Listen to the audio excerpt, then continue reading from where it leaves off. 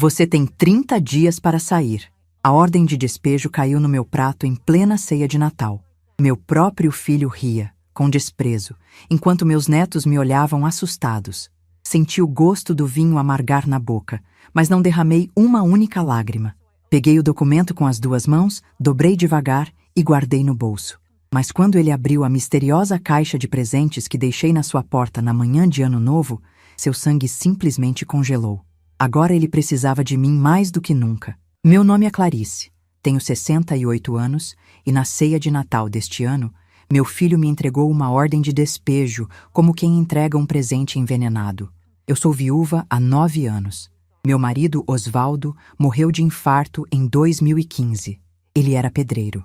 Construiu a casa onde eu moro com as próprias mãos, tijolo por tijolo, parede por parede, durante anos de trabalho pesado debaixo do sol de Belo Horizonte. A casa fica no Cidade Jardim, bairro tranquilo, residencial, com ruas arborizadas e comércio na esquina. 4 quartos, 300 metros quadrados de terreno, quintal grande com goiabeira e jabuticabeira que Osvaldo plantou quando Diego era criança. Escritura registrada no meu nome desde 2010, quando meu marido transferiu tudo para mim dizendo: Clarice, se algo acontecer comigo, você precisa estar protegida. 4 anos depois ele morreu. E eu fiquei sozinha nessa casa. Sozinha, mas proprietária legal de cada centímetro dela. Tudo começou há 1 ano. Diego, meu filho único, 43 anos, representante comercial, casado com Viviane há 12 anos, pai de 3 filhos, meus netos, começou a fazer comentários estranhos sobre a casa.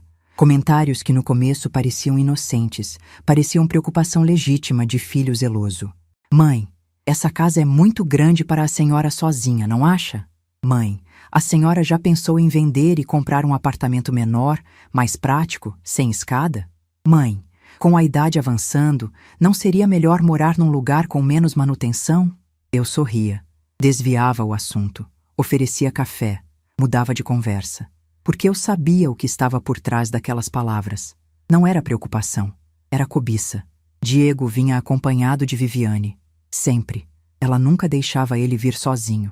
Viviane tem 38 anos. É esteticista, dona de um salão pequeno no bairro Castelo e desde que casou com meu filho, vive obcecada por status, por aparência, por ter mais do que realmente tem.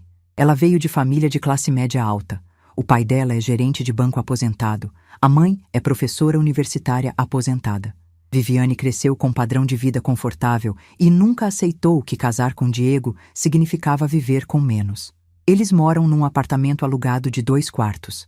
Pagam R$ 1.400 de aluguel por mês. Viviane odeia aquilo. Odeia não ter casa própria. Odeia não poder postar fotos de casa grande no Instagram. E odeia, principalmente, que a sogra velha e aposentada more sozinha numa casa de 4 quartos, enquanto os 3 netos dela vivem apertados. Os comentários foram se intensificando. Há 6 meses, Diego começou a aparecer sem avisar. Sempre com Viviane.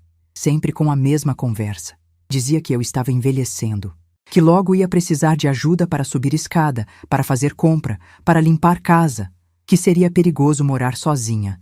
Que eu devia pensar no futuro. E então vinha a sugestão: Mãe, por que a senhora não passa a casa para o meu nome? Só para facilitar depois.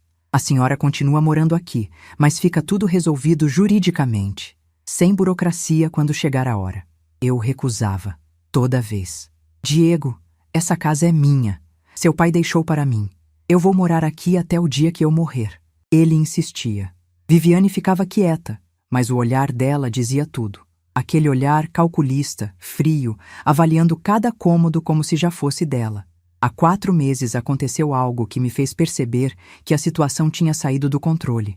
Diego trouxe um corretor de imóveis para dentro da minha casa, sem me avisar, sem me pedir permissão.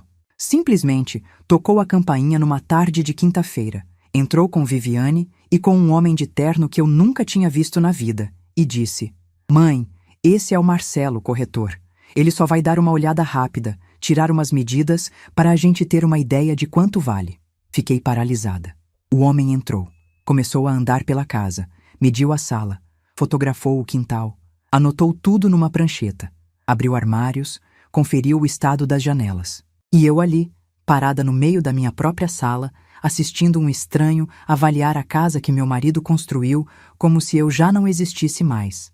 Quando o corretor saiu, confrontei Diego. Que palhaçada é essa? Você trouxe um corretor para avaliar minha casa sem me perguntar? Diego suspirou. Aquele suspiro cansado de quem fala com criança teimosa. Mãe, é só para a gente saber quanto vale. Para quando chegar a hora, a gente já ter uma ideia, não precisar correr atrás de última hora. Viviane completou, com aquele sorriso falso que eu já conhecia bem. E olha, sogra, o valor está ótimo, 520 mil reais. Dá para a senhora comprar um apartamento pequenininho quitado e ainda sobra uma graninha para a senhora viajar, aproveitar a vida. Senti a raiva subir do estômago para a garganta. Olhei para os dois, para meu filho, para a mulher que tinha destruído meu filho por dentro, e disse devagar, controlando cada palavra: eu não vou vender minha casa. Saiam daqui. Agora. Eles saíram. Mas eu sabia que não tinha acabado, porque vi nos olhos de Viviane aquela determinação fria de quem não desiste até conseguir o que quer. E 3 semanas depois, recebi a visita que mudou tudo. Era uma terça-feira de manhã, 8h30. Eu estava tomando café quando bateram na porta. Abri. Era um oficial de justiça. Uniforme, crachá, uma pasta cheia de papéis debaixo do braço. Ele perguntou: a senhora é Clarice Monteiro da Silva? Respondi que sim. Ele estendeu um documento. Citação judicial. A senhora tem 15 dias para apresentar defesa. Peguei o papel com as mãos tremendo. Li o cabeçalho. Estava escrito: ação de reintegração de posse. Requerente: Diego Monteiro da Silva e Viviane Carvalho da Silva. Requerida: Clarice Monteiro da Silva. Meu filho tinha me processado. Meu filho tinha entrado com ação judicial para me tirar da minha própria casa. Li o documento inteiro ali mesmo, na porta, com o oficial esperando. A petição dizia que eu morava na casa por mera tolerância de Diego, que ele era o legítimo proprietário, que eu me recusava a desocupar voluntariamente e que por isso ele estava pedindo reintegração de posse com urgência.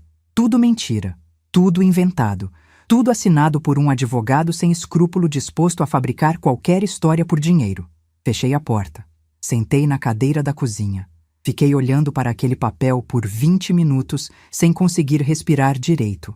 Meu filho único, o menino que eu carreguei no colo, o menino que eu amamentei, o menino que eu criei, vesti, alimentei, eduquei, protegi. Esse mesmo menino agora queria me jogar na rua, queria tirar de mim a única coisa de valor que eu tinha, a casa que o pai dele construiu, a casa onde ele cresceu, a casa onde passamos natais, aniversários, domingos em família. Ele queria arrancar tudo isso de mim e colocar no papel, na justiça, como se eu fosse uma invasora qualquer.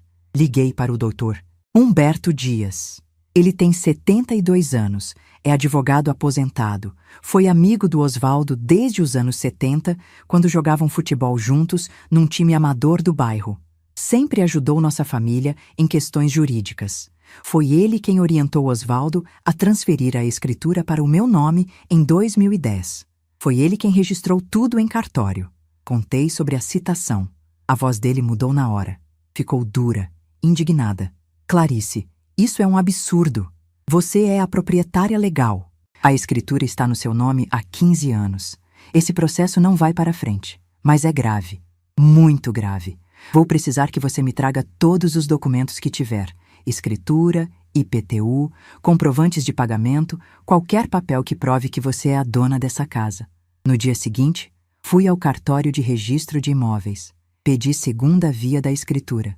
O funcionário verificou o sistema, imprimiu o documento e autenticou.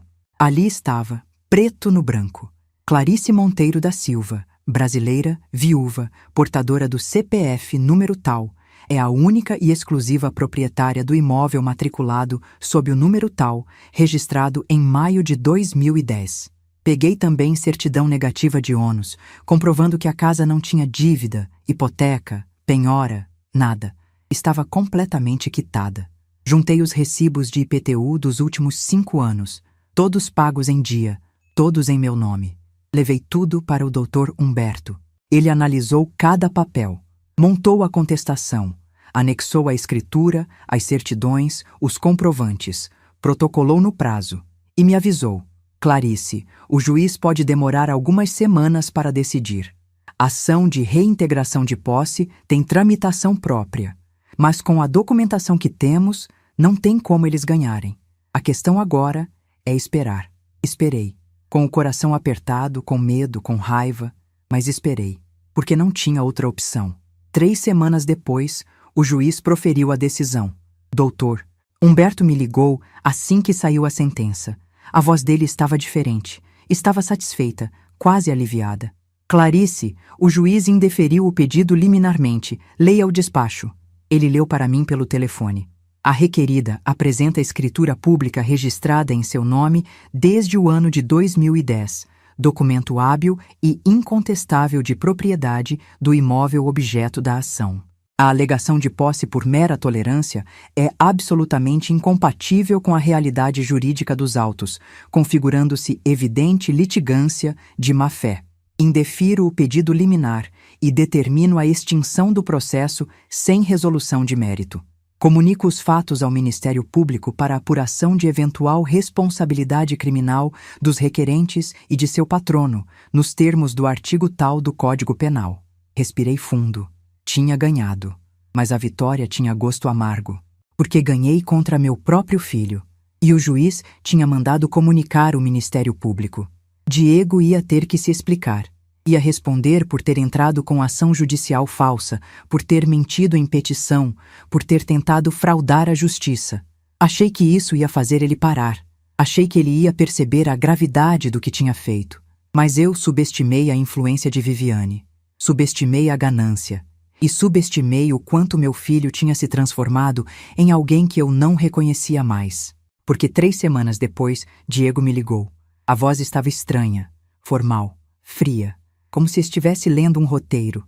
Disse que queria fazer a ceia de Natal na minha casa, que queria reunir a família, que queria que as crianças passassem o Natal com a avó, que sentiam saudade, que estavam pedindo. Fiquei surpresa, fiquei feliz. Achei que era sinal de reconciliação.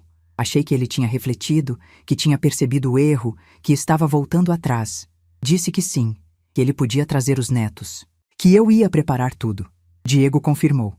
Dia 24, 7 da noite. A gente leva as crianças. Desliguei o telefone com o coração mais leve.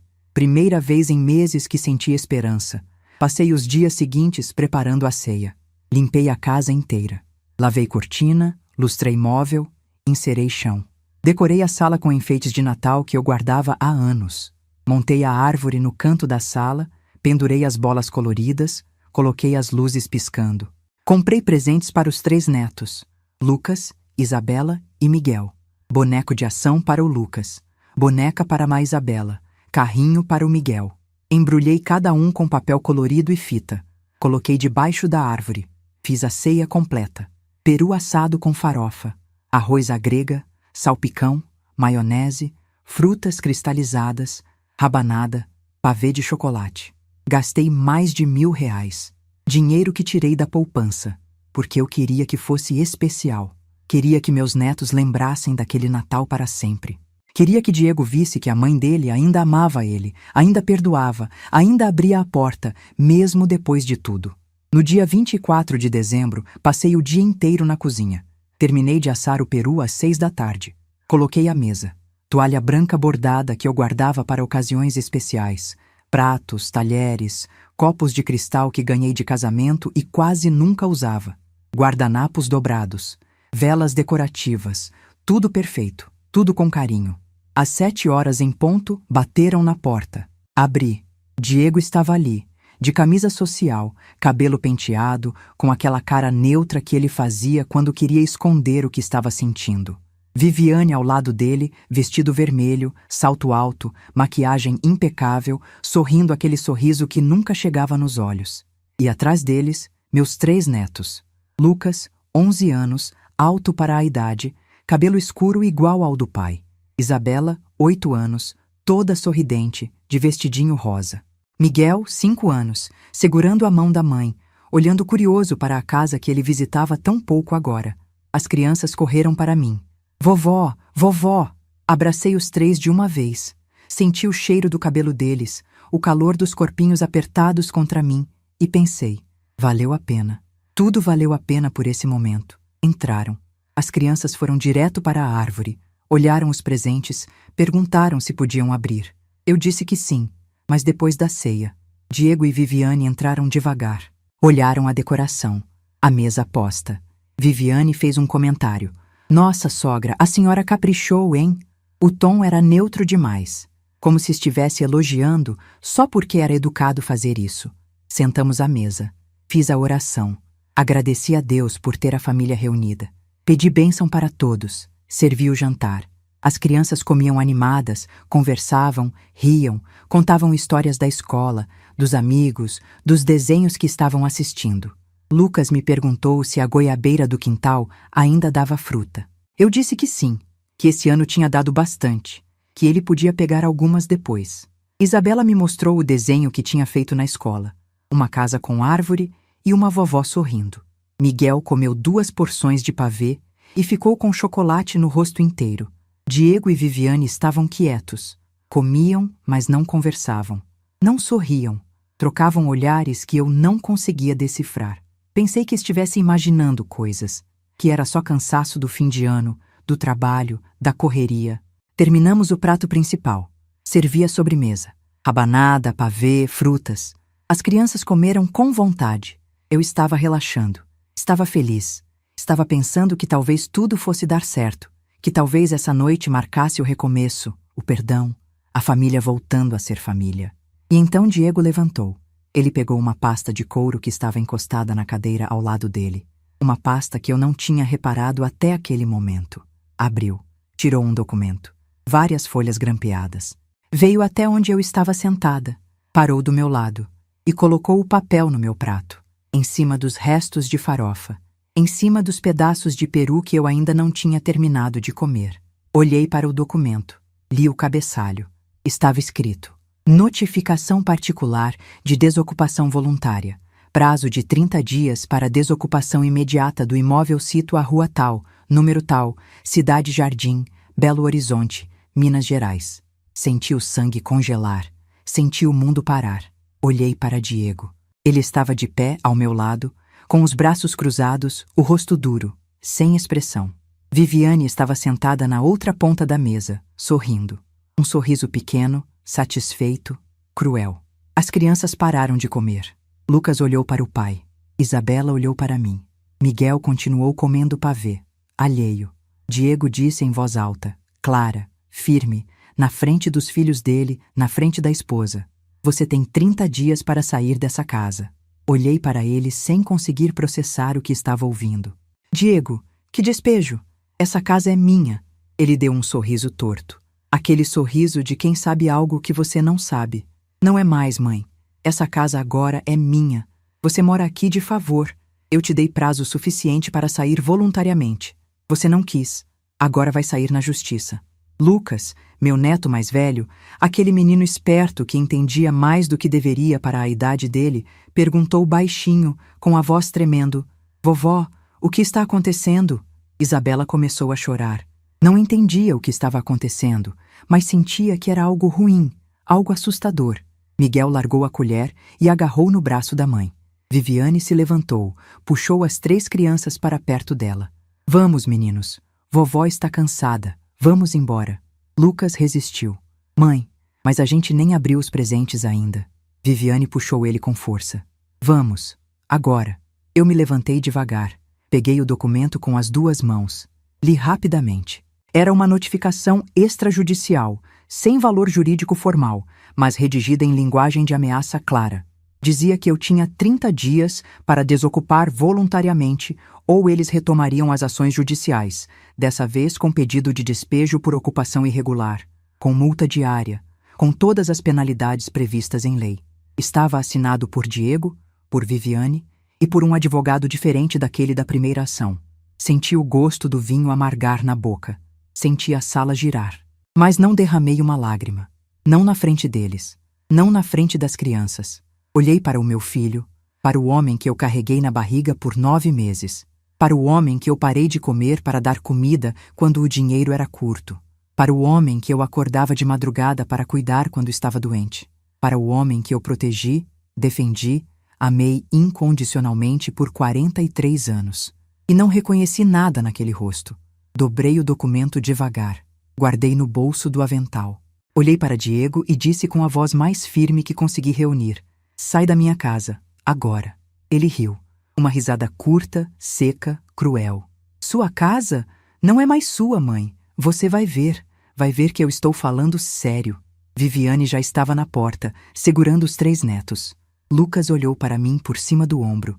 Os olhos dele estavam marejados. Isabela chorava abertamente. Miguel não entendia nada. Diego passou por mim sem olhar. Saíram. Bateram a porta. Não se despediram. Não agradeceram pela ceia. Não desejaram Feliz Natal. Simplesmente foram embora.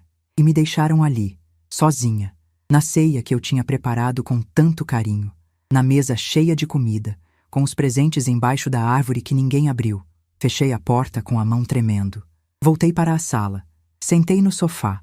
Olhei para a mesa, para os pratos sujos, para as velas apagadas, para a árvore iluminada piscando sozinha no canto, para os presentes embrulhados que as crianças não pegaram. E finalmente chorei. Chorei alto. Chorei sem segurar. Chorei sozinha, na noite de Natal, na casa que meu marido construiu tijolo por tijolo com as mãos calejadas de tanto trabalho. Mas no dia seguinte, parei de chorar, porque tinha trabalho a fazer.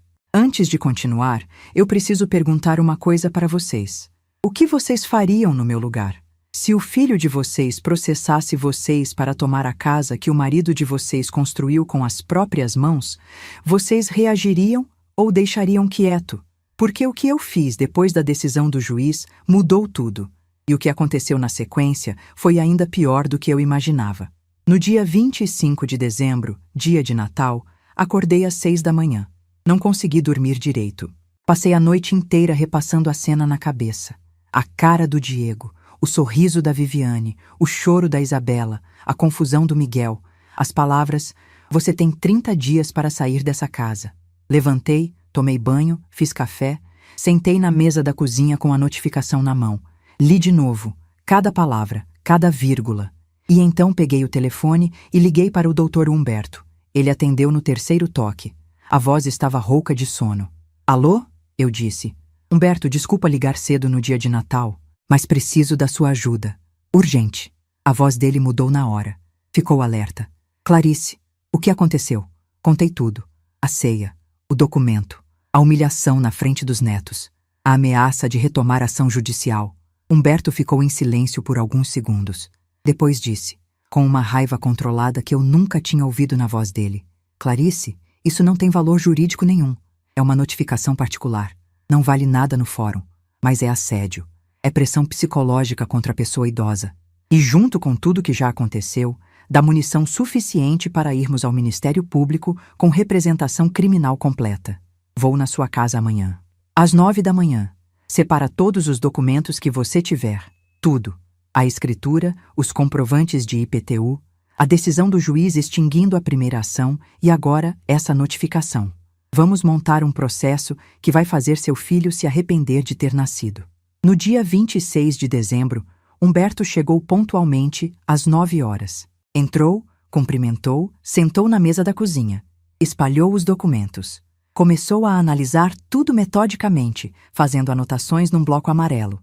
Pegou a escritura, conferiu o número da matrícula, pegou os recibos de IPTU, conferiu as datas, pegou a decisão judicial da primeira ação, leu inteira, pegou a notificação de Natal, leu também. Depois levantou os olhos para mim e disse: "Clarice, vamos fazer o seguinte. Primeiro vamos ao cartório de registro de imóveis pedir segunda via autenticada da escritura. Preciso de várias cópias. Segundo, vamos protocolar 3 peças simultâneas no Fórum e no Ministério Público. Representação criminal por tentativa de esbulho possessório e assédio à idosa. Ação de reparação de danos morais pelo constrangimento e humilhação que você sofreu. E pedido de medida protetiva de urgência com base no Estatuto do Idoso, impedindo que Diego e Viviane se aproximem de você ou tentem qualquer contato. Isso vai blindar você juridicamente e mostrar para eles que não tem mais brincadeira." Fomos direto ao cartório. Eu, Humberto e a Iraci, minha vizinha e melhor amiga, que fez questão de ir junto para me dar apoio. Iraci tem 70 anos, é viúva, mora na casa ao lado da minha há 26 anos. Ela acompanhou tudo. Viu eu criando o Diego, viu o Osvaldo construindo a casa, viu os netos nascendo e viu, nos últimos meses, a mudança no comportamento do meu filho. Viu as visitas tensas, viu o corretor entrando na casa, viu a citação do oficial de justiça. E quando eu contei para ela sobre a ceia de Natal, sobre a notificação no prato de comida, Iraci ficou furiosa.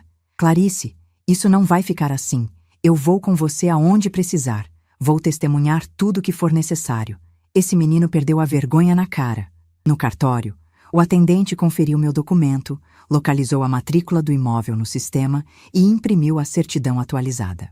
Ali estava, registrado oficialmente, Clarice Monteiro da Silva, brasileira, viúva, aposentada, residente e domiciliada na Rua Tal, bairro Cidade Jardim, Belo Horizonte, Minas Gerais, é a legítima proprietária do imóvel objeto da matrícula número tal, adquirido por escritura pública lavrada em maio de 2010 no cartório de notas tal, devidamente registrada.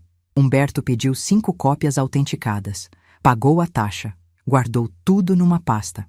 Depois fomos direto para o Fórum Lafayette, no centro de Belo Horizonte. Humberto conhecia o prédio como a palma da mão. Tinha passado 40 anos da vida dele entrando e saindo dali.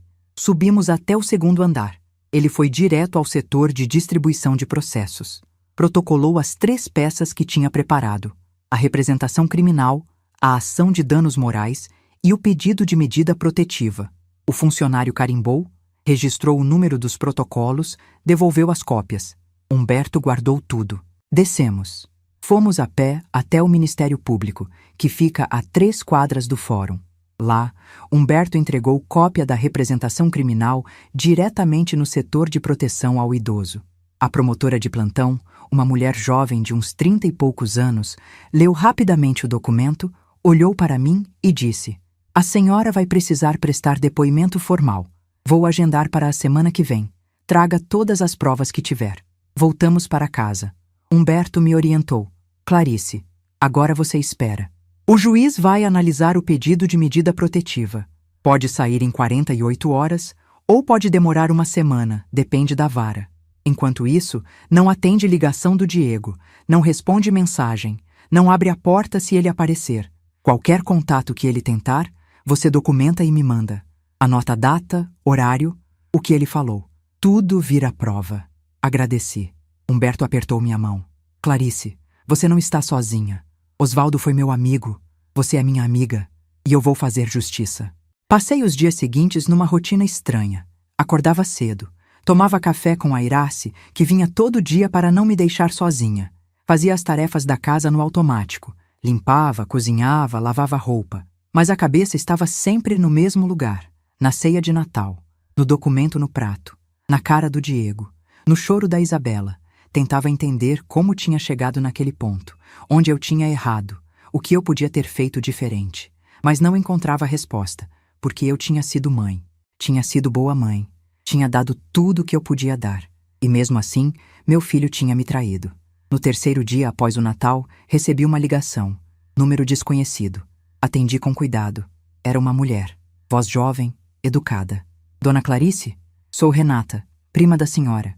A gente se viu no velório do tio Osvaldo, lembra?" Lembrei. Renata era filha da prima da minha mãe, morava em Contagem, era professora aposentada, uns 45 anos. A gente não tinha muito contato, mas ela sempre foi gentil nas poucas vezes que nos encontramos. Renata continuou: "Dona Clarice, a Iraci me ligou, contou o que está acontecendo. Eu fiquei chocada. Não consigo acreditar que o Diego fez isso. Quero ajudar. Se a senhora precisar de alguma coisa, de um lugar para ficar, de apoio, o que for, pode contar comigo." Senti os olhos encherem de lágrimas. "Renata, obrigada. Obrigada mesmo. Por enquanto eu estou conseguindo lidar. Mas é bom saber que tem alguém do meu lado." 5 dias após o Natal, o juiz deferiu a medida protetiva. Humberto me ligou com a notícia: "Clarice, saiu a decisão. O juiz concedeu proteção integral com base no Estatuto do Idoso. Diego e Viviane estão proibidos de se aproximar a menos de 300 metros de você, proibidos de entrar em contato por telefone, mensagem, e-mail, qualquer meio. Se descumprirem, podem ser presos em flagrante. A decisão já foi comunicada à polícia militar. Você está protegida. Respirei fundo. Senti um alívio momentâneo, mas sabia que não tinha acabado. E não tinha mesmo, porque 3 dias depois, Viviane apareceu na minha porta. Era uma tarde de semana. Eu estava regando as plantas do quintal quando ouvi a campainha tocar. Fui até a porta. Olhei pelo olho mágico. Era Viviane, sozinha, sem Diego, sem as crianças. Hesitei. A medida protetiva proibia contato, mas ela estava ali. Tocou de novo. Decidi abrir. Só uma fresta. Segurei a porta com o pé para ela não forçar a entrada. Viviane, você não pode estar aqui. Tem medida protetiva. Ela sorriu. Aquele sorriso falso. Sogra, eu só vim conversar.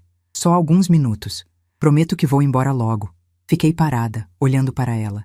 Viviane estava bem vestida, como sempre. Calça jeans escura, blusa branca, cabelo preso, maquiagem leve. Parecia calma. Parecia racional. Mas eu conhecia aquela mulher. Conhecia a cobra por trás da pele bonita. Mesmo assim, abri a porta. Deixei ela entrar. Talvez por curiosidade. Talvez por querer ouvir o que ela tinha a dizer. Talvez por uma parte de mim ainda acreditar que dava para resolver tudo conversando. Viviane entrou. Ficou de pé na sala. Olhou ao redor. Para os móveis. Para as paredes. Para o quintal lá fora. Como se estivesse avaliando tudo pela última vez. Depois olhou para mim e disse, com uma frieza que me surpreendeu: Sogra, vou ser direta. A senhora já viveu a vida da senhora. Criou seu filho. Enterrou seu marido. Fez o que tinha que fazer. Agora tem 3 netos que precisam de espaço, de quintal, de uma casa de verdade. A senhora vai me dizer que não consegue enxergar isso? Fiquei em silêncio, processando. Viviane continuou. A senhora poderia ter um apartamento confortável, menor, sem escada, sem manutenção. A gente pagaria a diferença se precisasse. Os netos viriam visitar a senhora toda semana. Todo mundo sairia ganhando. Mas a senhora insiste em ficar agarrada nessa casa enorme, morando sozinha, desperdiçando espaço. Por quê? Por teimosia? Por orgulho?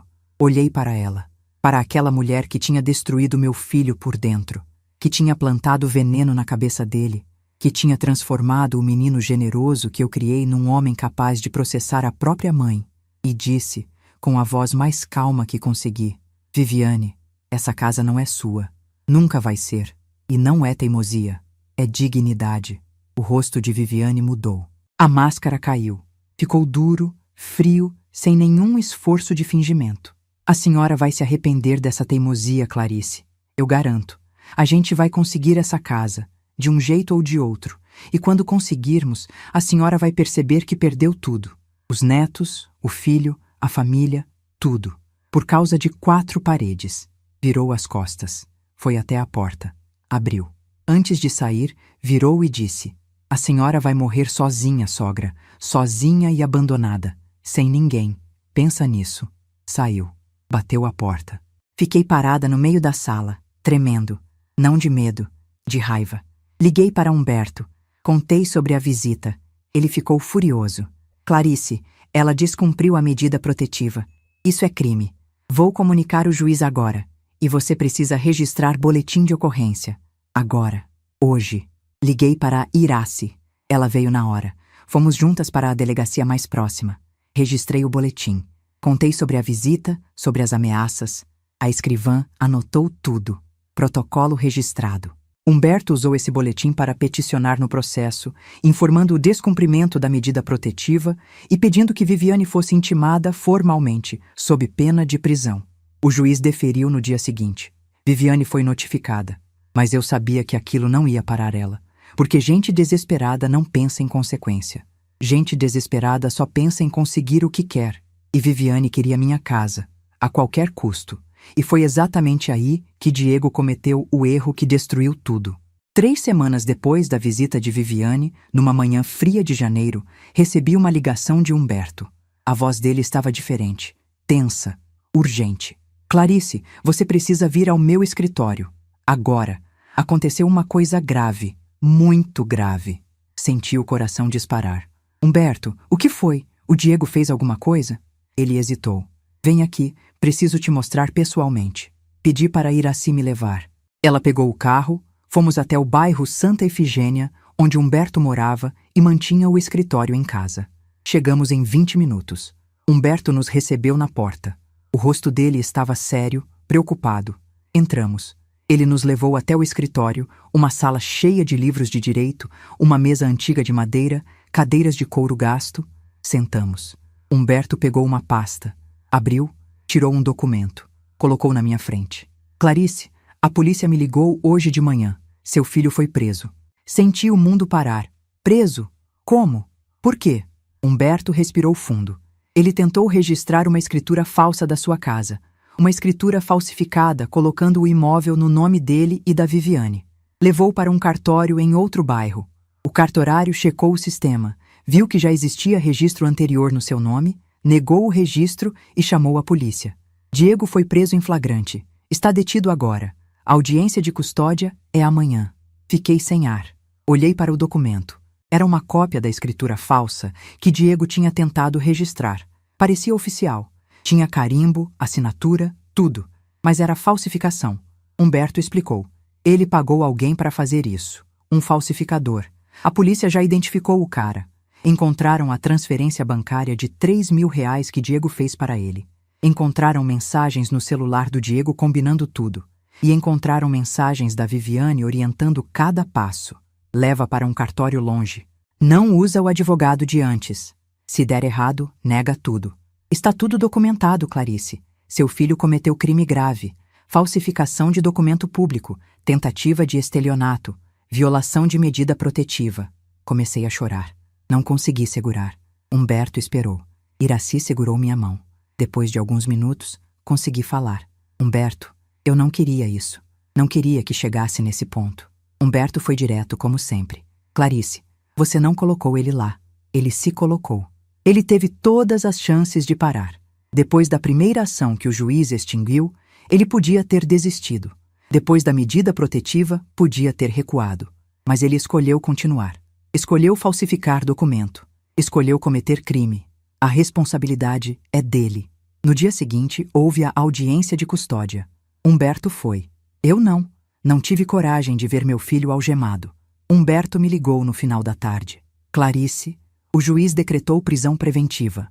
O promotor argumentou que há risco de reiteração criminosa, que Diego já tentou fraudar o sistema uma vez e pode tentar de novo, e que as mensagens mostram que Viviane estava envolvida, o que indica organização. O juiz concordou.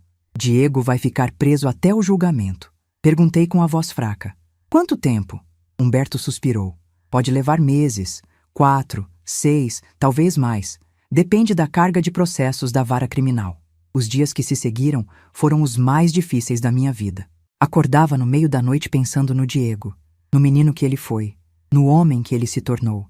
Pensava nos netos, no que eles estavam sentindo, no que Viviane estava dizendo para eles. Padre Antônio, o pároco da igreja que eu frequento há 30 anos, veio me visitar. Sentou comigo na sala. Conversamos. Ele disse, Clarice, o que seu filho fez não é culpa sua. Você deu educação, deu amor, deu estrutura. O que ele escolheu fazer com isso não é responsabilidade sua. Você tem o direito de se proteger. 3 dias depois da prisão, Viviane apareceu de novo. Dessa vez com os 3 netos. Bateu na porta. Abri pelo olho mágico. Vi as crianças. Lucas, Isabela, Miguel. Meu coração apertou. Abri a porta. As crianças correram para mim. Vovó! Vovó! Abracei os 3. Senti o cheiro do cabelo deles. Senti as lágrimas vindo. Viviane entrou atrás.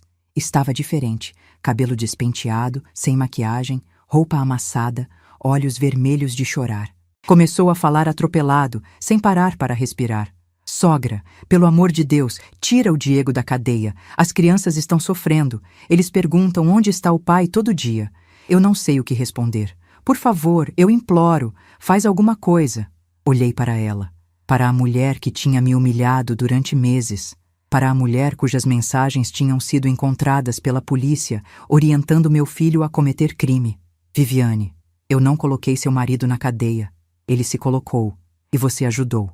A polícia tem seu celular, Tem suas mensagens. Não depende mais de mim, depende da justiça. Viviane caiu de joelhos. Literalmente. Ali na minha sala, na frente dos filhos dela. Sogra, eu fui errada. Eu sei. Eu pressionei ele. Eu queria a casa. Eu fui gananciosa, ambiciosa, egoísta. Mas, por favor, perdoa a gente. Dá mais uma chance. Pelas crianças. Olha para eles. Eles precisam do pai. Lucas estava chorando, com os olhos vermelhos, a voz embargada. Vovó, traz o papai de volta. Por favor. Eu prometo que a gente nunca mais vai incomodar a senhora. Nunca mais. Só traz ele de volta. Isabela se agarrou na minha perna, soluçando. Miguel, que não entendia bem o que estava acontecendo, chorava também, porque os irmãos choravam. Abaixei. Abracei os três. Segurei eles com força. Meus amores, vovó ama vocês. Ama muito. Mas o papai fez uma coisa muito errada. Uma coisa muito séria. E agora ele precisa consertar. Precisa pagar pelo que fez. Lucas perguntou com a voz fina. Mas a vovó não pode perdoar? A vovó não pode pedir para soltarem ele? Segurei o rosto dele com as duas mãos. Olhei nos olhos dele. Meu amor, não é assim que funciona. O papai não está preso porque a vovó quis. Está preso porque cometeu crime. Porque tentou roubar a casa da vovó. E crime tem consequência. Viviane se levantou. Limpou as lágrimas com as costas da mão. O rosto mudou. Ficou duro, frio, calculista de novo. A senhora é cruel, Clarice. A senhora está destruindo essa família. Essas crianças vão te odiar quando crescerem. Vão saber que a avó colocou o pai deles na cadeia. Respondi com calma, mas firme. Eles vão saber a verdade. Que o pai tentou roubar a avó, que falsificou o documento, que cometeu crime e que ações têm consequências. Viviane pegou os netos pela mão. Puxou eles com força. Lucas resistiu, olhando para mim. Mas Viviane puxou de novo. Foram até a porta. Antes de sair, Viviane virou. Olhou para mim com um ódio que eu nunca tinha visto nos olhos de ninguém. A senhora vai morrer sozinha, Clarice. Sozinha e abandonada. Sem família, sem neto, sem filho, sem nada. E quando estiver no hospital, agonizando, vai lembrar desse dia. Vai lembrar que escolheu 4 paredes em vez da família. Saiu. Bateu a porta. Fiquei ali, parada, no meio da sala vazia. Silêncio pesado. Olhei para o sofá onde os netos tinham sentado, para a mesa onde a gente tinha tomado café juntos tantas vezes. E me perguntei se eu tinha feito a coisa certa. Me perguntei se valia a pena. Se a casa valia a perda dos netos. Se a dignidade valia a solidão. Liguei para o padre Antônio. Contei o que tinha acontecido. Ele veio na mesma hora. Sentou comigo. Rezou comigo. Depois disse: Clarice, você fez o certo. Perdoar não significa aceitar abuso. Perdoar não significa deixar que pisem em você. Você tem o direito de se proteger. E seus netos, quando crescerem, vão entender. Agradeci. Mas por dentro, não tinha certeza. 6 meses se passaram. Diego continuava preso, aguardando julgamento. Viviane entrou com pedido de divórcio. Alegou que o marido tinha cometido crime grave, que não oferecia ambiente estável para os filhos, que ela precisava reconstruir a vida. O juiz deferiu. Divórcio litigioso em andamento. E então chegou o dia do julgamento. Humberto me ligou na véspera. Clarice, amanhã é a audiência. Você não precisa ir, mas se quiser, tem o direito. É seu filho. Você decide. Pensei a noite inteira. Não dormi. Às 6 da manhã, tomei a decisão. Ia. Precisava ver. Precisava ouvir. Precisava entender até o fim.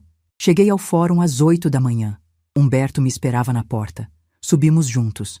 A sala de audiências era pequena, fria, com paredes brancas, cadeiras duras. Sentei no fundo. Diego entrou 5 minutos depois, algemado, escoltado por 2 policiais.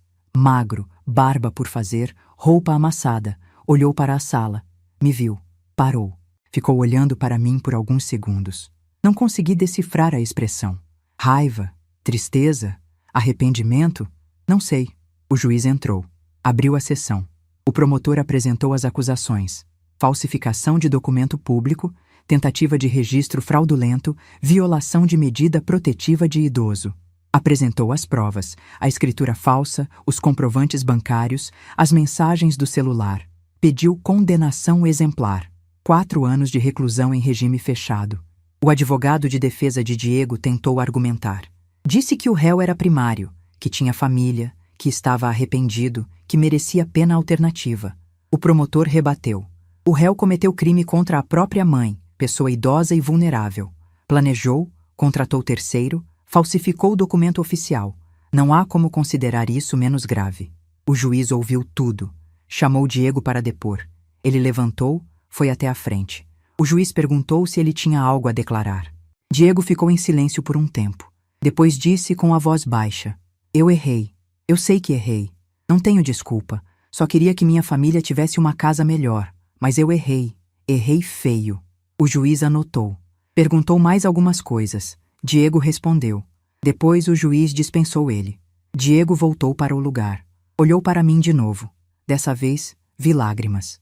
O juiz proferiu a sentença na hora.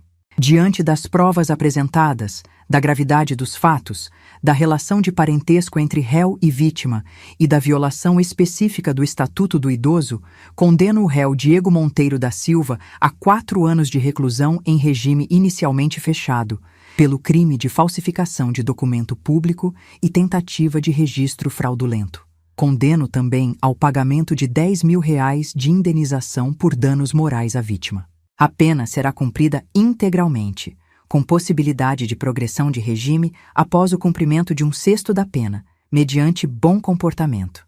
Diego abaixou a cabeça. Os policiais o levaram. Ele saiu da sala sem olhar para mim. Fiquei sentada. Não consegui me mexer. Humberto veio até mim. Clarice, acabou. Agora é esperar o cumprimento da pena. Levantei devagar. Saí do fórum. Peguei um táxi. Voltei para casa. Naquela noite, sentei no sofá da sala e chorei. Chorei pelo filho que eu perdi, pelo menino que ele foi, pela mãe que eu fui, pelo que a gente tinha sido e não era mais. Chorei até cansar, até não ter mais lágrimas. Mas quando o dia amanheceu, eu ainda estava de pé, ainda estava viva, ainda tinha minha casa e ainda tinha minha dignidade. Diego cumpriu 8 meses em regime fechado antes de conseguir progressão para o semiaberto. Com bom comportamento, monitoramento eletrônico e prestação de serviços comunitários, ele saiu do presídio em setembro. Humberto me avisou no dia.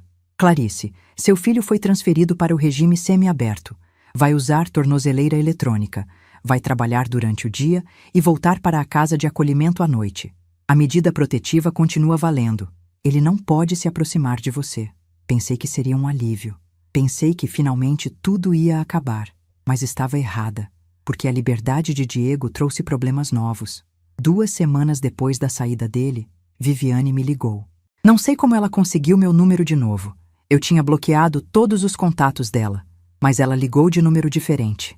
Atendi sem saber quem era. A voz dela estava calma demais, controlada demais. Clarice, preciso falar com a senhora. É sobre os meninos. Hesitei. Viviane, você não pode me ligar.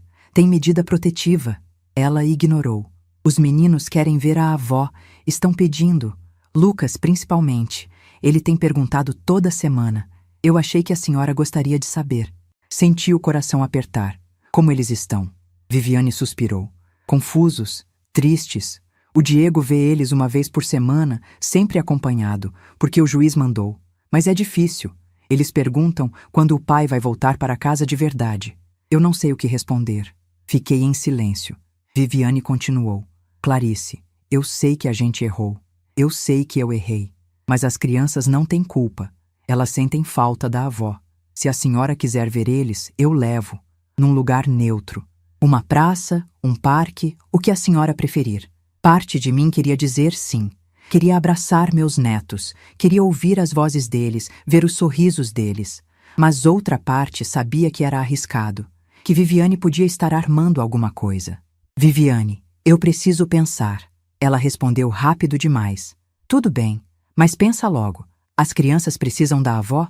Desliguei. Liguei para Humberto, contei sobre a ligação. Ele ficou desconfiado. Clarice, cuidado. Viviane não faz nada sem interesse. Se ela está oferecendo contato com os netos, é porque quer alguma coisa em troca. Não caia nessa. Sabia que ele tinha razão. Mas o desejo de ver meus netos era mais forte do que a cautela. No dia seguinte, Viviane ligou de novo.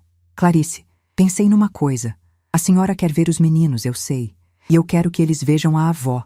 Mas tem uma condição. Senti o sangue gelar. Que condição? Viviane respirou fundo. Retira as ações contra o Diego. Retira o pedido de indenização. Retira tudo. Em troca, eu deixo a senhora ver os netos sempre que quiser. Sem restrição. Ali estava. O verdadeiro motivo. Viviane estava usando meus netos como moeda de troca. Como chantagem emocional. Senti a raiva subir. Viviane, você está me chantageando com meus próprios netos? Ela ficou quieta por um segundo. Depois disse com uma frieza que me assustou. Chame do que quiser, Clarice. Mas é a única chance que a senhora tem de ver essas crianças de novo. Elas vão crescer, vão esquecer da senhora. E quando fizerem 18 anos, vão odiar a avó que destruiu o pai deles. A escolha é sua. Desliguei. Fiquei tremendo. Liguei para Humberto. Contei tudo. Ele explodiu. Clarice, isso é extorsão. Ela está cometendo crime. Vou registrar isso. Vou peticionar. Vou pedir que o juiz intervenha. Mas eu sabia que não ia adiantar. Porque Viviane era esperta. Não tinha deixado rastro. Não tinha escrito nada. Era só palavra dela contra a minha. Passei dias sem dormir direito, pensando nos netos. No Lucas, que estava crescendo sem mim.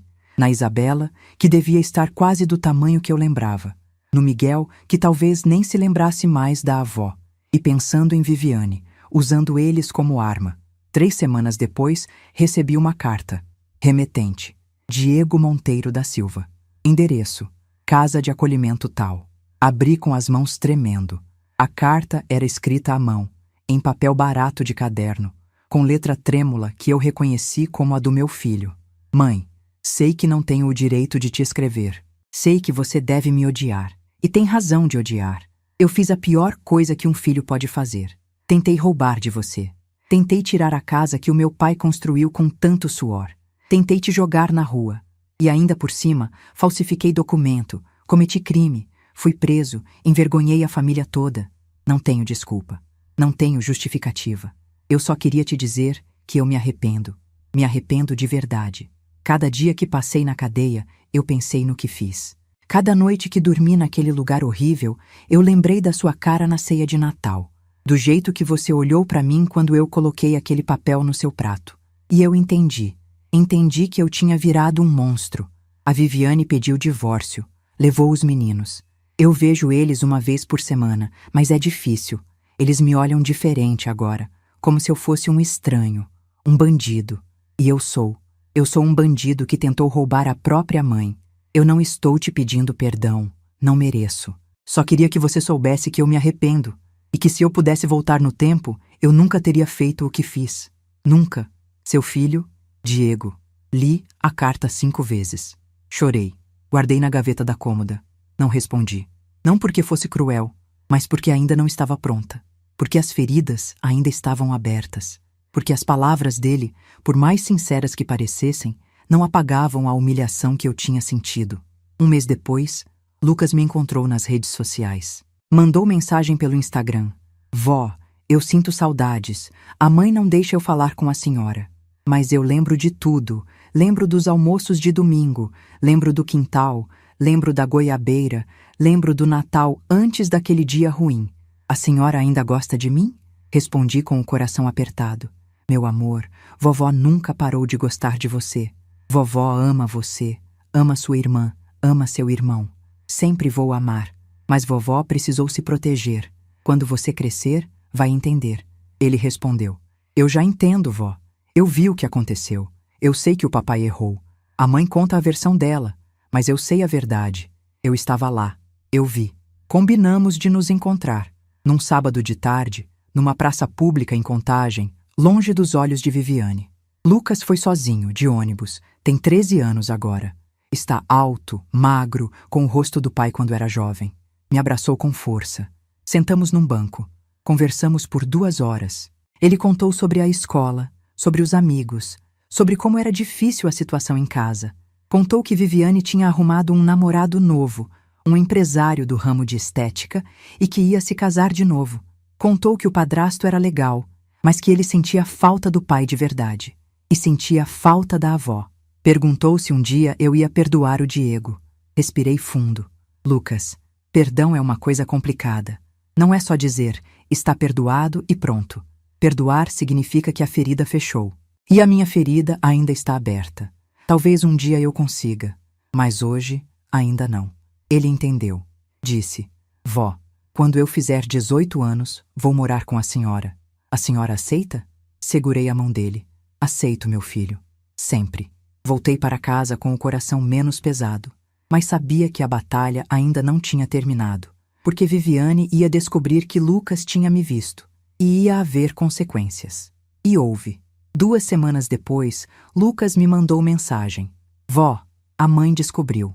Pegou meu celular, leu nossas conversas. Está furiosa. Disse que não posso mais falar com a senhora. Bloqueou meu Instagram. Tirou meu celular. Desculpa. Respondi antes que ele sumisse. Não precisa pedir desculpa, meu amor. Você não fez nada errado. Quando você puder, me procura de novo. Vovó vai estar aqui. E então, Viviane fez a jogada final. Entrou com ação judicial pedindo a proibição total de contato entre mim e os netos. Alegou que eu era influência negativa, que estava alienando as crianças contra o pai, que meu contato com Lucas tinha sido clandestino e prejudicial ao desenvolvimento emocional da criança. Juntou o laudo psicológico encomendado, testemunhas compradas, tudo fabricado. Humberto me ligou quando recebeu a citação. Clarice, ela está tentando te afastar dos netos definitivamente. Vamos contestar. Vamos mostrar que você é a vítima aqui, não a vilã. Mas vai ser difícil. Juiz de família tende a proteger a guarda materna, e Viviane é mãe com guarda exclusiva. Contestamos. Apresentamos provas. Mostramos a medida protetiva que eu tinha conseguido contra Diego e Viviane. Mostramos as ameaças. Mostramos tudo. Mas o juiz, na audiência, decidiu que, até que a situação familiar se estabilize, é melhor evitar contato entre avó paterna e netos, para preservar o equilíbrio emocional das crianças. Proibição temporária de 6 meses. Saí da audiência destruída. Humberto tentou me consolar. Clarice, é temporário. 6 meses passam. E quando Lucas fizer 18, ele pode te procurar sem precisar de autorização de ninguém. Mas 6 meses pareciam uma eternidade. E foi nesse ponto mais baixo, quando eu achava que tinha perdido tudo, que aconteceu algo que mudou tudo de novo. Diego apareceu na minha porta. Era um domingo de manhã. 3 meses após a decisão judicial que me afastou dos netos. Eu estava tomando café quando ouvi a campainha. Olhei pelo olho mágico. Era ele, sozinho. Magro, barba feita, roupa simples mas limpa. Tornozeleira eletrônica visível no tornozelo esquerdo. Hesitei. A medida protetiva ainda estava valendo. Ele não podia estar ali, mas estava. Abri a porta. Só uma fresta. Diego, você não pode estar aqui. Se a polícia passar, você volta para a cadeia. Ele olhou para mim com olhos cansados. Eu sei, mãe, mas eu precisava falar com a senhora. Só alguns minutos. Depois eu vou embora. Fiquei parada. Parte de mim queria fechar a porta. Parte de mim queria ouvir. Abri. Deixei ele entrar. Diego entrou devagar, como quem entra em território estrangeiro. Olhou ao redor, para a sala, para os móveis, para as paredes que ele conhecia desde criança. Ficou de pé, sem sentar. Começou a falar com a voz baixa, controlada. Mãe, eu vim pedir desculpa. De verdade. Não para a senhora me perdoar. Sei que não mereço perdão. Vim pedir desculpa porque preciso que a senhora saiba que eu entendi. Entendi a monstruosidade do que eu fiz. Continuou. Eu passei 8 meses preso. 8 meses pensando todo dia no que fiz, no jeito que a senhora olhou para mim quando eu coloquei aquela notificação no prato da senhora, na ceia de Natal, na frente dos meus filhos. Eu pensei que estava certo, achei que a senhora estava sendo egoísta, achei que tinha direito, mas eu estava errado, completamente errado, e eu destruí tudo, destruí minha família, destruí meu casamento, destruí a relação com meus filhos, e destruí a senhora. Fiquei em silêncio. Diego continuou. A Viviane se casou de novo, com um cara rico. Ela está feliz. Os meninos estão morando numa casa grande, com piscina, com tudo. Eles não precisam mais de mim. Eles têm um padrasto agora. E eu tô trabalhando como servente de pedreiro, igual ao meu pai. A profissão que eu sempre desprezei. E agora é a única coisa que eu sei fazer. Ganho um salário mínimo. Moro numa pensão. Uso tornozeleira. E vejo meus filhos uma vez por semana, se a Viviane deixar. Essa é minha vida agora, e eu mereço. Mereço cada segundo dessa miséria. Olhei para ele, para o homem que tinha sido meu filho, e senti pena, não raiva, não ódio, pena. Pena do que ele tinha se tornado, do que ele tinha perdido. Diego continuou: Mãe, eu não estou pedindo nada. Não estou pedindo para a senhora me perdoar. Não estou pedindo dinheiro. Não estou pedindo casa. Só queria que a senhora soubesse que eu me arrependo. E que se eu pudesse voltar no tempo, eu nunca teria ouvido a Viviane. Nunca teria processado a senhora. Nunca teria tentado tirar a casa. Nunca. Respirei fundo. Falei pela primeira vez desde que ele tinha entrado. Diego, o que você fez não foi só tentar tirar minha casa.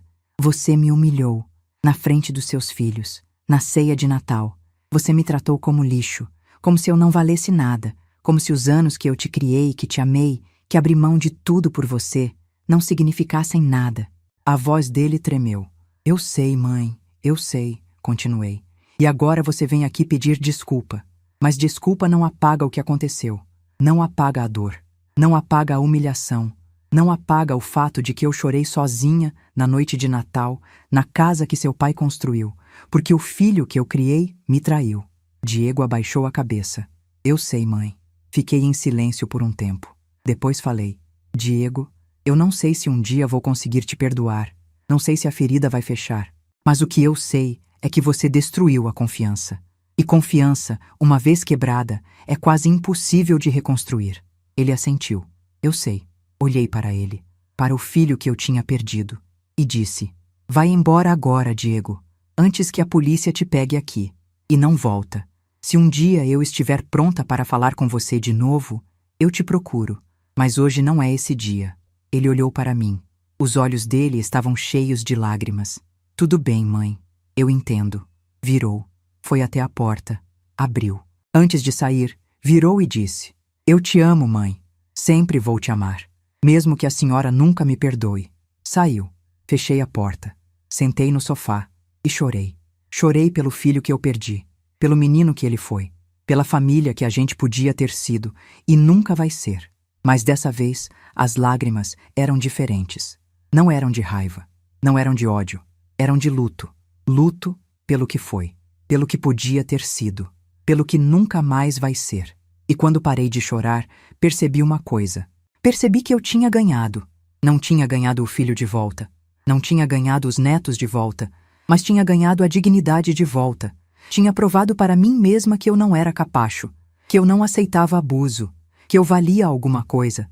E isso, no final das contas, valia mais do que qualquer coisa. A vida de Diego desmoronou completamente nos meses seguintes.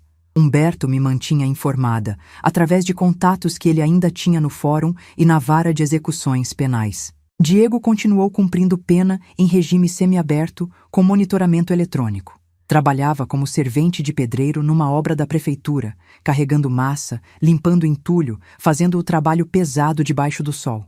Ganhava R$ 1.400 por mês. Morava numa pensão no bairro Cabana do Pai Tomás, um quarto minúsculo dividido com mais 2 homens, pagando R$ 400 de aluguel. Comia marmita, andava de ônibus lotado, usava roupa doada. Viviane se casou com o empresário. A cerimônia foi pequena, discreta, num buffet de classe média alta. Os netos estavam lá, de roupa nova, sorrindo nas fotos que depois apareceram nas redes sociais. Lucas, Isabela e Miguel agora moravam numa casa de 3 andares em condomínio fechado no bairro Buritis. Piscina, churrasqueira, playground. Estudavam em escola particular. Tinham tudo que Viviane sempre quis dar para eles e que Diego nunca conseguiu. Diego via os filhos uma vez por semana. Aos domingos, por 2 horas, sempre no shopping, sempre supervisionado por Viviane ou pelo padrasto. Lucas me contou depois, quando conseguiu me mandar mensagem escondido de novo, que o pai aparecia cansado, triste, diferente, que às vezes chorava na frente deles, que pedia desculpa por tudo, que dizia que tinha destruído a própria vida. Lucas disse: Vó, dá até pena dele, mas ao mesmo tempo eu lembro do que ele fez com a senhora. E aí a pena passa. Viviane bloqueou qualquer contato de Diego com a família estendida. Ele não podia aparecer nas festas de aniversário dos filhos, não podia participar das reuniões escolares, Não podia buscar as crianças em lugar nenhum. Era pai apenas no papel. Na prática, tinha perdido tudo. 3 meses após a visita de Diego na minha casa, Humberto me ligou com uma notícia. Clarice, o juiz determinou o pagamento da indenização. 10 mil reais de danos morais. Diego vai ter que pagar, em parcelas mensais descontadas direto do salário dele. 200 reais por mês. Fiz as contas. 50 meses. Mais de 4 anos. Diego ia ficar pagando por muito tempo. E dos 1.400 reais que ele ganhava, iam sobrar 1.200. Menos os 400 da pensão. Sobrava 800. Para comida, transporte, roupa, tudo. Pensei em recusar o dinheiro, em dizer que não precisava. Mas Humberto foi direto. Clarice, aceita. Não é pelo dinheiro. É pelo princípio. Ele precisa pagar. Literalmente. Precisa sentir no bolso, todo mês, o peso do que fez. Aceitei. Os 200 reais começaram a cair na minha conta. Usei para fazer pequenas reformas na casa. Pintei as paredes, troquei as torneiras, arrumei o quintal, como se estivesse apagando os vestígios do que tinha acontecido. 6 meses após a proibição judicial, o prazo terminou. Teoricamente, eu podia voltar a ver os netos. Mas Viviane não facilitou. Sempre tinha desculpa. As crianças estão ocupadas com escola. Eles têm festa de aniversário de amigo. Estão viajando com o padrasto. Lucas continuava me mandando mensagem escondido. Dizia que queria me ver, mas que a mãe não deixava. Que o padrasto era legal, mas que ele sentia falta da avó de verdade. Decidi fazer uma coisa que vinha pensando há meses: vender a casa. Não foi decisão fácil. Passei semanas remoendo. A casa era o último pedaço do Osvaldo que eu tinha. Era o símbolo da família. Era onde eu tinha criado Diego, onde tinha recebido os netos, onde tinha vivido a vida inteira. Mas também era o lugar onde tinha sido humilhada, onde tinha recebido ordem de despejo na ceia de Natal, onde tinha chorado sozinha tantas noites. E percebi que precisava deixar ir, porque enquanto eu ficasse ali, ia ficar presa ao passado, presa à dor. Numa manhã de abril, acordei cedo, antes do sol. Percorri cada cômodo sozinha, devagar. Passei a mão nas paredes do quarto onde Osvaldo dormia. Encostei a testa na porta da cozinha, onde ele tomava café todo dia às 5 da manhã, antes de ir trabalhar. Sentei no banco de madeira do quintal, debaixo da goiabeira que ele plantou há 40 anos. Fiquei ali por muito tempo, em silêncio, ouvindo os passarinhos, sentindo o vento. E entendi uma coisa que demorei muito tempo para aprender. Osvaldo não morava nessas paredes. Osvaldo morava em mim, nas histórias que eu guardava, nas lições que ele me ensinou, na força que aprendi vendo ele ser forte. A casa era símbolo, mas a vitória, a dignidade, a prova de que eu não era capacho, isso eu já tinha conquistado. Não precisava mais das paredes. Precisava da liberdade. Coloquei a casa à venda. Encontrei comprador em 3 semanas. Casal jovem com 2 filhos pequenos. Vendido por 520 mil reais, o valor exato da avaliação. Assinei a escritura no cartório com a mão firme. Entreguei as chaves sem olhar para trás. Comprei um apartamento de 2 quartos em condomínio no bairro Castelo. 10º andar, com elevador, portaria 24 horas, vista para as montanhas. 550 mil reais, já com a documentação completa. Sobrou dinheiro. Investi numa aplicação de renda fixa que rendia R$ 1.500 por mês. Juntando com a aposentadoria de 2.800, passei a ter R$ 4.300 mensais. Mais do que eu precisava. Mais do que eu tinha tido na vida inteira. E pela primeira vez em décadas, viajei. Fui para o Rio de Janeiro. Comprei passagem de ônibus, reservei hotel, fiquei 4 dias. Conheci o Cristo Redentor. Subi de bondinho até o Pão de Açúcar. Andei na praia de Copacabana de manhã cedo. Comi camarão num restaurante de frente para o mar. Tirei fotos. Sorri. Chorei também. Mas chorei de liberdade, de alívio, de vitória. Renata, minha prima, passou a me visitar toda semana. Dormia no quarto de hóspedes do apartamento. Tomávamos vinho na varanda. Conversávamos sobre a vida, sobre o passado, sobre o futuro. Ela me incentivou a fazer terapia. Clarice, você passou por muita coisa. Precisa processar. Precisa conversar com alguém que entenda. Comecei. Uma psicóloga de 60 anos, especializada em traumas familiares. Sessões toda terça-feira, às 3 da tarde. Na terceira sessão, ela me disse uma coisa que ficou gravada. Clarice, você deu educação, amor, estrutura. O que seu filho fez com isso não é responsabilidade sua. Você não falhou como mãe, ele falhou como filho. Levei meses para realmente acreditar nisso. Mas um dia, olhando para o pôr do sol da varanda do meu apartamento, com uma taça de vinho na mão, eu acreditei. Padre Antônio continuou me visitando. Rezávamos juntos. Conversávamos sobre perdão, sobre dor, sobre reconstrução. Ele nunca me pressionou a perdoar Diego. Apenas disse uma vez, com aquela voz calma: Clarice, perdão é para o seu coração, não é para o benefício dele. Quando você estiver pronta, perdoa. Se não estiver, não perdoa.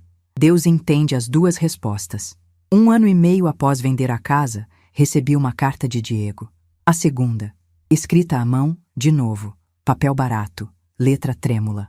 Mãe, faz 1 ano e meio que eu te vi pela última vez. Naquele dia que eu apareci na sua casa, mesmo sabendo que não podia. Eu penso todo dia naquele dia. No jeito que a senhora me olhou. No jeito que a senhora mandou eu ir embora. Eu terminei de cumprir a pena agora. Saí do regime semiaberto.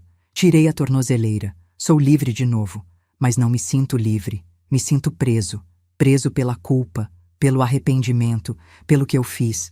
Continuo trabalhando como pedreiro, mas agora é por conta própria. Faço pequenos serviços, reformas, reparos, pintura. Ganho mais ou menos a mesma coisa. Continuo morando na pensão. Continuo vendo os meninos uma vez por semana. Eles estão crescendo sem mim. O Lucas tem 15 anos agora. É quase um homem. A Isabela está com 12. O Miguel com 9. Eu queria te dizer que entendo se você nunca me perdoar. Entendo se você me odiar para sempre. Eu mereci. Mas eu queria que você soubesse uma coisa. Eu mudei. Não mudei porque a cadeia me ensinou. Mudei porque perdi tudo. E quando você perde tudo, você entende o que realmente importa. E o que importa não é casa, não é dinheiro, não é status, é família, é amor, é respeito. E eu joguei tudo isso fora. Se um dia a senhora quiser me ver de novo, eu vou estar aqui, esperando. Mas se não quiser, eu também entendo. Com amor e arrependimento, seu filho, Diego. Li a carta. Chorei. Guardei. Não respondi. Ainda não estava pronta. 3 meses atrás, Lucas completou 15 anos. Me mandou mensagem. Vó, fiz 15. Faltam 3 anos para eu poder morar com a senhora. A senhora ainda aceita? Respondi. Sempre, meu amor. Sempre. Ele disse. Eu conto os dias, vó. Conto os dias. Hoje, vivo sozinha no meu apartamento. Tenho paz. Tenho dignidade. Acordo de manhã e tomo café na varanda vendo o sol nascer. Vou à igreja aos domingos. Faço terapia às terças. Tomo vinho com Renata às sextas. Viajo quando quero. Leio. Assisto série. Cuido das plantas. Vivo. Diego mora a 15 quilômetros de mim. Trabalha como pedreiro. Luta para sobreviver. Paga a indenização todo mês. Vê os filhos quando consegue. Carrega o peso do que fez. E talvez um dia, se ele provar com anos de mudança genuína, de arrependimento real, de respeito reconstruído, eu consiga abrir a porta de novo. Talvez, mas não hoje. Hoje a porta está fechada, porque algumas portas, fechadas com violência, exigem muito tempo para serem abertas de novo. Quando olho no espelho hoje, vejo uma mulher de 68 anos que sobreviveu à viuvez, à traição do próprio filho, à perda temporária dos netos e ainda está de pé. Não preciso de medalha. Preciso apenas da minha paz. E essa finalmente conquistei. Ninguém mais vai tirar. E se tem uma lição que eu aprendi com tudo isso, é essa. Dignidade não se negocia. Respeito não se implora. E mãe não é capacho. Mãe é ser humano. Com limites. Com direitos.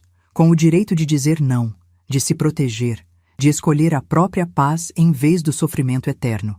E foi isso que eu fiz. Escolhi minha paz. Escolhi minha dignidade. E hoje, finalmente, durmo tranquila. Se você chegou até aqui, se inscreve no canal para ouvir mais histórias reais como essa. E clica no vídeo que está aparecendo na tela agora, porque a próxima história vai te deixar de queixo caído.